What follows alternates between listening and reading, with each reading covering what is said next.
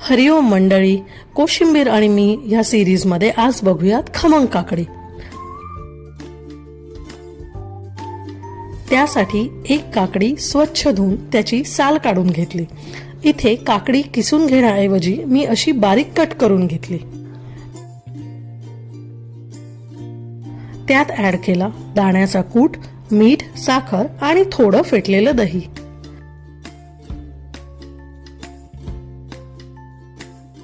गरम तेलात हिंग, राई आणि मिरचीची फोडणी करून तीही ऍड केली आणि सगळं नीट मिक्स केलं। वरून थोडी कोथिंबीरही टाकली।